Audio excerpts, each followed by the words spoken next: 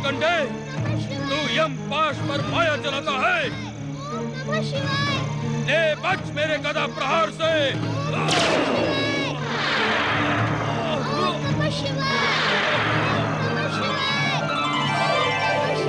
साथ प्रकट होते यमराज। प्रभु भोलेनाथ, निष्ठा पूर्वक शिव आराधना करने वाले बालक मार्कंडे पर प्रहार करने का तुम्हारा साहस कैसे हुआ? इस बालक ने शिवलिंग को हृदय से लगाकर हमारी शरण ली थी। शरणागत की रक्षा करना हमारा कर्तव्य है। क्या तुम इस सत्य को नहीं जानते कि तुम मात्र काल हो, किंतु हम महाकाल हैं?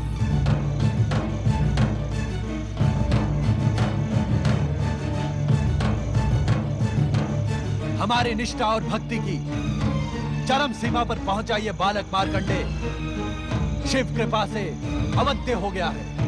हे शिव शंकर, हे महाकाल, हे भोलेनाथ, मैं तो मृत्यु के अटल नियम का पालन कर रहा था।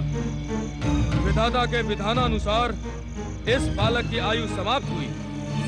यदि मैं नियंता द्वारा निर्धारित समय पर आकर प्राण न हरता तो आप हमें कर्म विमुख होने का दंड ना देते? अवश्य देते, किंतु शिवलिंग से निकली ज्वालाओं से आहत यमदूत तथा स्वयं तुम्हारे यमपाश के टूटने पर तुम्हें बालक मार्कंडे की परम भक्ति से उत्पन्न परम शक्ति का ज्ञान क्यों नहीं हुआ? तुम तो कर्मों के आधार पर जन्म और मृत्यु को संचालित करने वाले परम ज्ञानी हो। क्या इस सत्य को नहीं जानते कि इस सृष्टि की रचना हमारी लीला मात्र है? नित्य शिव भक्ति करने वाले का सार्वभौम कल्याण इस सृष्टि और हमारा अटल नियम है। जानता हूँ परमेश्वर, जानता हूँ। तब तो तुम ये भी जानते होगे कि जो जीवात्मा अपना जीवन मुझ में समर्पित कर देता है वो मेरे आनंद को बढ़ाने वाला एवं मुझे प्रिय होता है।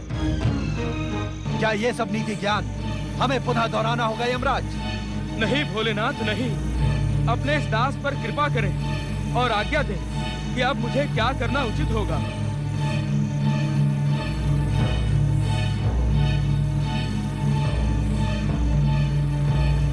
यमराज, मार्कंडे के माता पिता के पुण्य प्रभाव एवं जन्म से ही शिव निष्ठा के कारण अब यह बालक अल्पायु रहा ही नहीं। इसकी अल्पायु का अभिशाप समाप्त हो गया।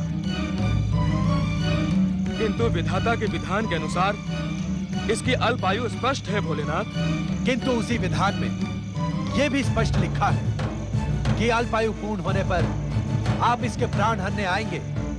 उसी समय हम दोनों उपस्थित होकर न केवल इसके अभिशाप को समाप्त कर इसे दीर्घायु प्रदान करेंगे, अपितु इसे अमरता का वरदान भी देंगे।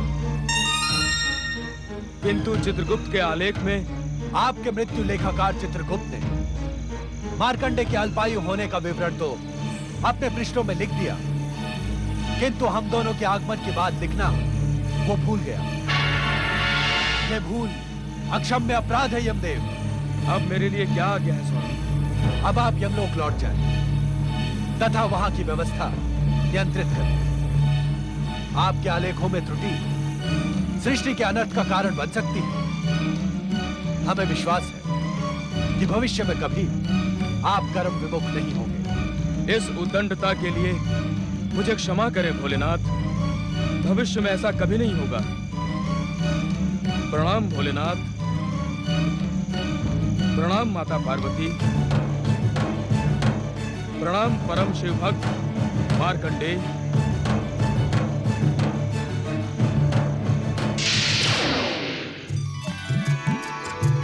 जय हो भगवान भोलेनाथ, माता पार्वती।